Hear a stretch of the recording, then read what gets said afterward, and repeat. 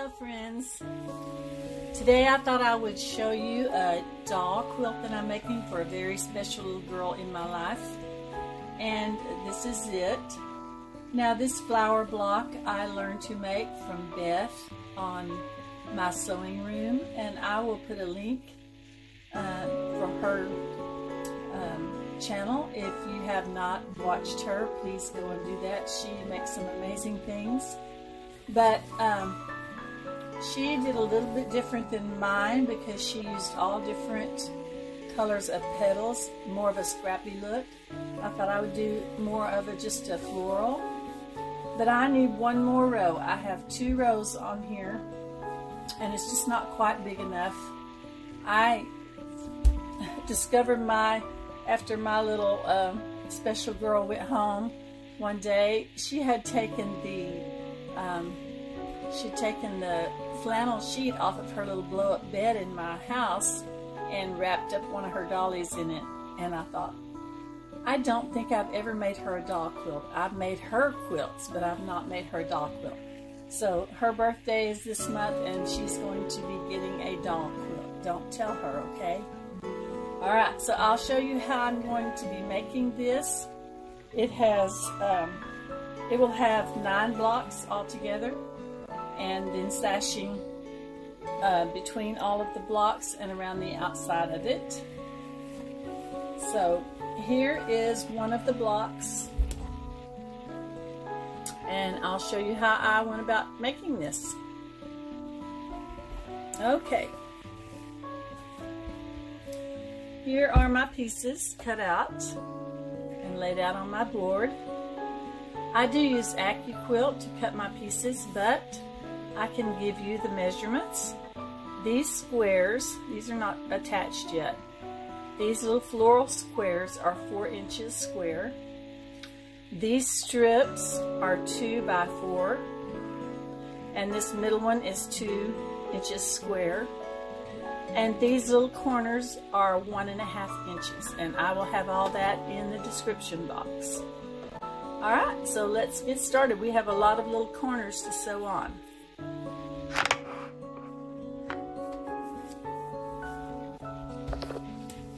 See if I can get this adjusted. Alright. I'll just stitch all of these on chain stitch, and that will help to save a little bit of time. I'll just do one on each block, and then I'll go back and do the other side.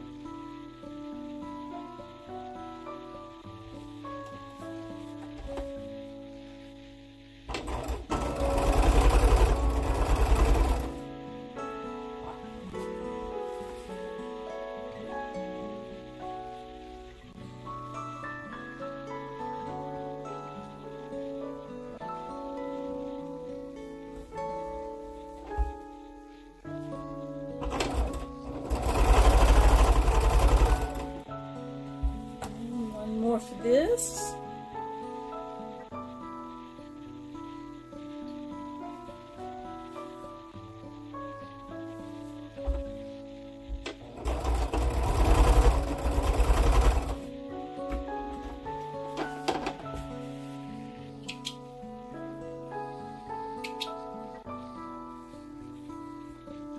Make sure I get those put back in the right order.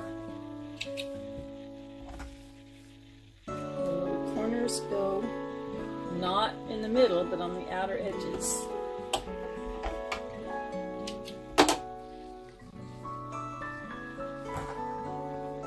If you see me putting one on wrong, make sure you comment and tell me what I'm doing wrong. It's pretty easy to get messed up on these little corners.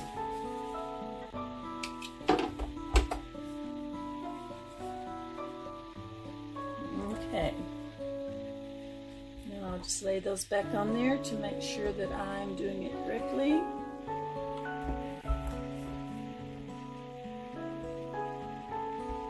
Just have to make sure that I don't have one of the corners that goes to the center.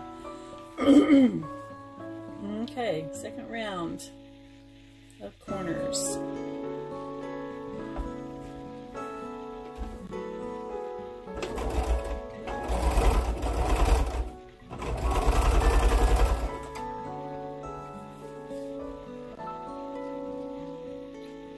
Remember, these are 1.5 inches.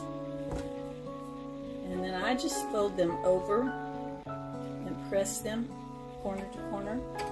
You might rather draw a line corner to corner. I just find this works better for me. Everybody has a different technique.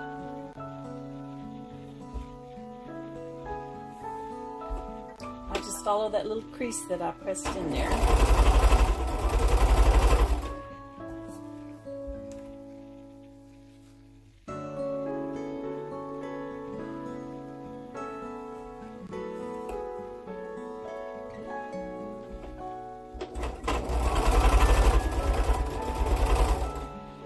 Let's see, where's my leader?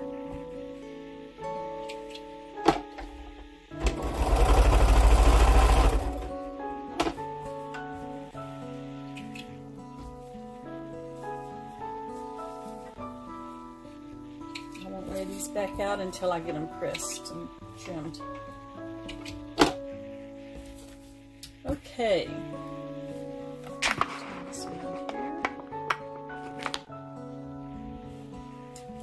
I'm just going to trim these first. I'm pretty sure they're going to work out right. I've done quite a few of them. I say that, then I'll probably mess up.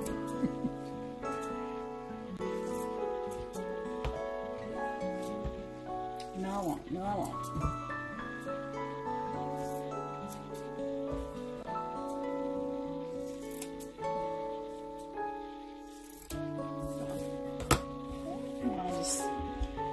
Press these out.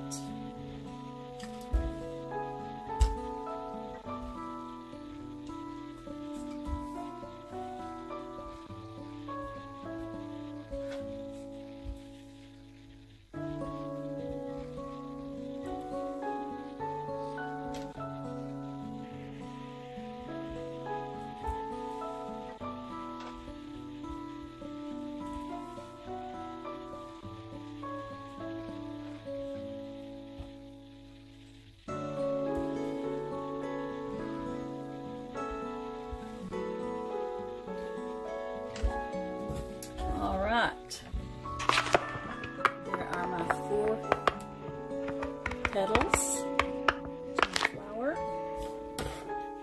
and I'll lay these back out. Remember, no corner in the middle.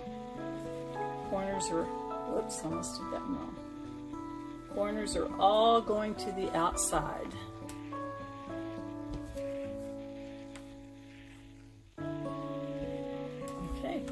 And then it just gets sewn together like a 9-patch. This row, and this row. I'm going to start with the middle.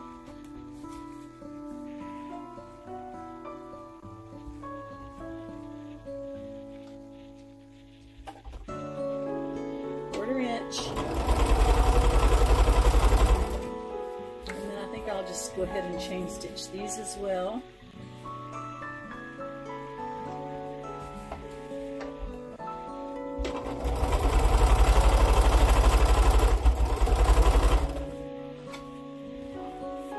Just a little.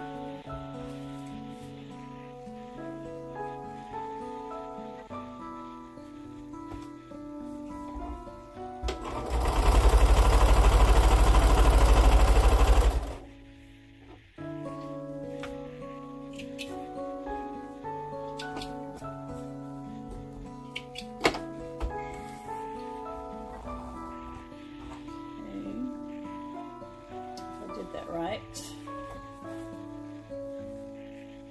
Let's see, wait. That can't be right.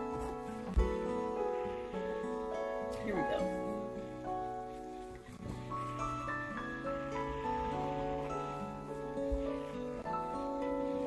I'm gonna go ahead and take that one out too so that I can make sure I've got them right.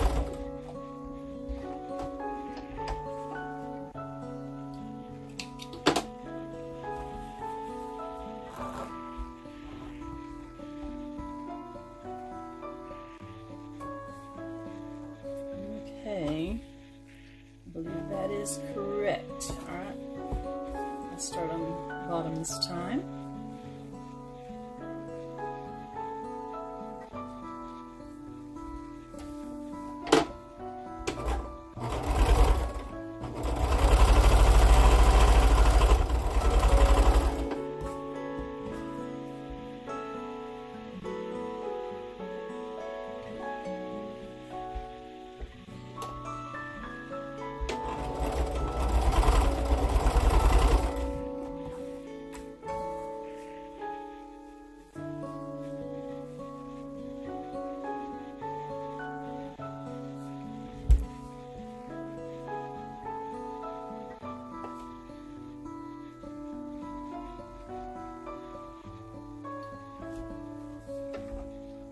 I don't pin everything. I usually only pin if I'm trying to line up seams. But if you like to pin, then that's just perfectly fine.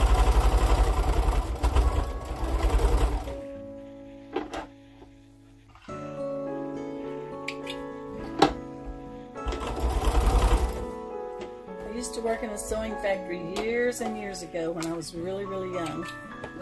And we didn't pin things there at all. So I kind of learned to sew without pinning much. Speed was the main thing to be concerned about there. I remember those days. It was a hard job, but it was valuable in the long run. Okay. Well, I think I'm going to make these go in and make the other ones go out that are in the middle. Because there are no seams this way. Yeah. So I'll make these go to the outside. I think that's what I did on the other blocks as well.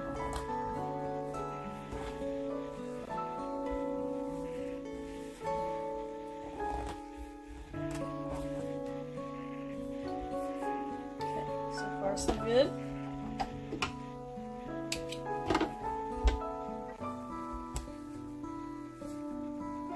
Yes, make these go toward the little sashing in the middle.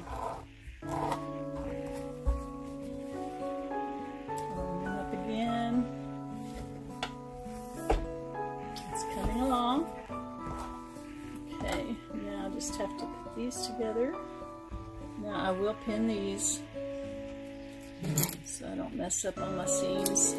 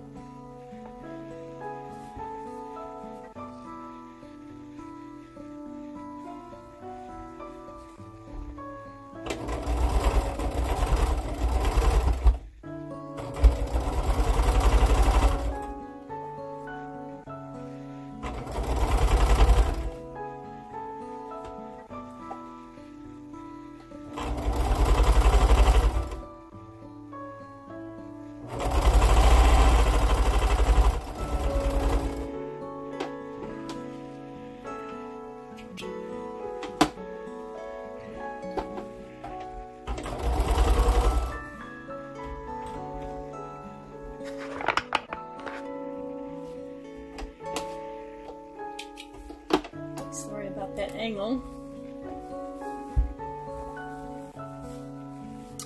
And I think I will make the seam go this way.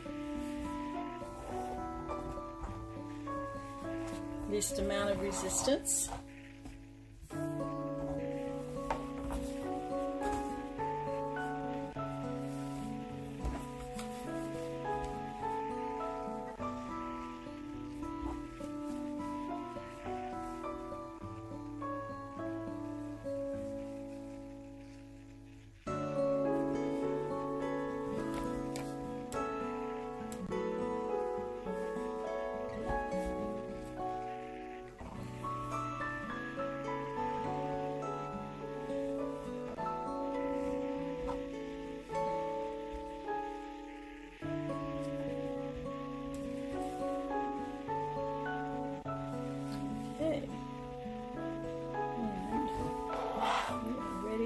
that last seam in, and then I'll have to trim this a little, square it up.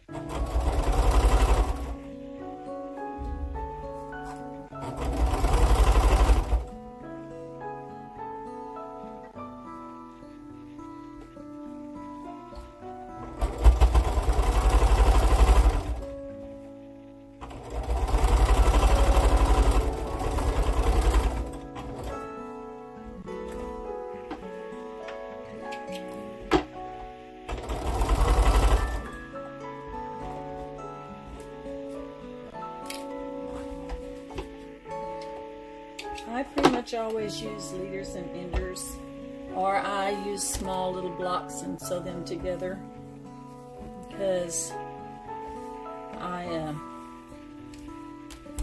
don't like threads everywhere, and I inevitably get those everywhere if I don't use a leader and ender. I do sometimes cut small blocks and sew them together into little four patches. I just didn't want to mess with it this time. Okay, there is our flower block, and I need to square that up. Let's see what this one measures. Zeros. 8.5. Okay, I have plenty of room to square that up, but let me press it first. We'll use a little bit of my starch solution. My starch solution is about 1 ounce of Stay Flow liquid starch, and then I fill the rest of the bottle up with water. It's just a light starch, just helps them to lay down flat.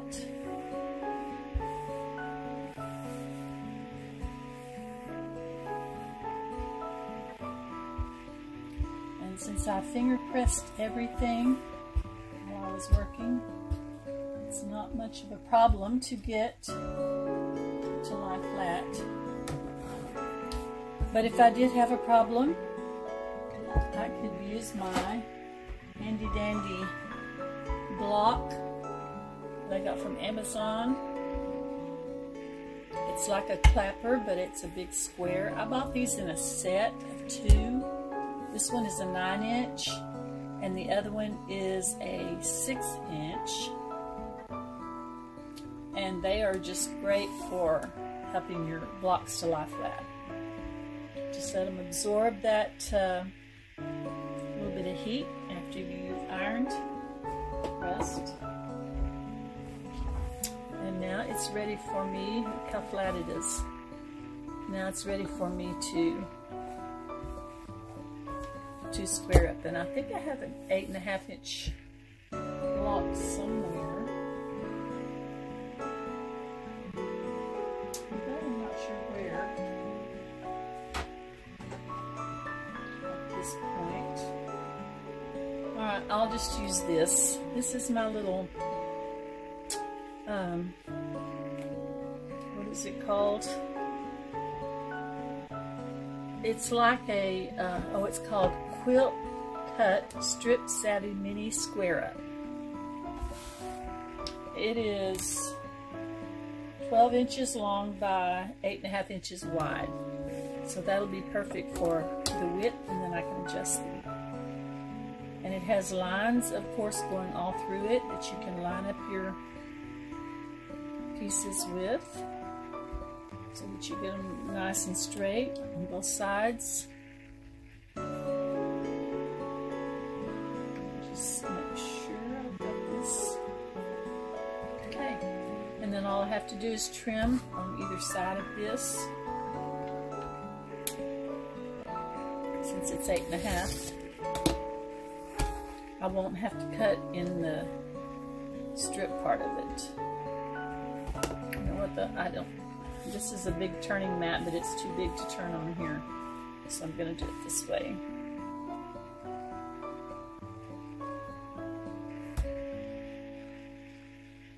Okay.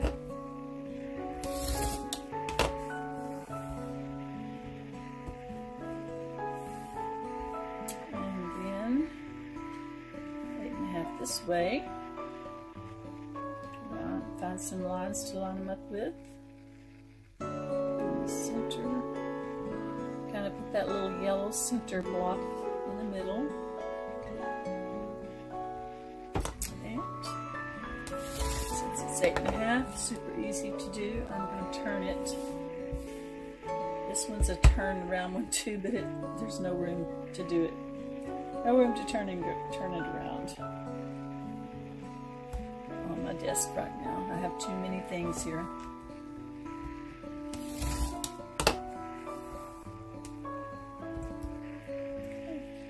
A lot of people think these are only good for cutting in the slots, but they're also really good for around the edges because the backing is non-slip. Has little non-slip strips on it. Real handy little gadget to have. And here is our block. Here's our other block. Now I still have to make one more block, but I won't do that on camera. But you can kind of get an idea of what this cute little quilt will look like once we get the other 3 blocks attached and the border on, sashing in the border. Alright, so I guess that's it for today. Y'all have a great, wonderful day and make something pretty.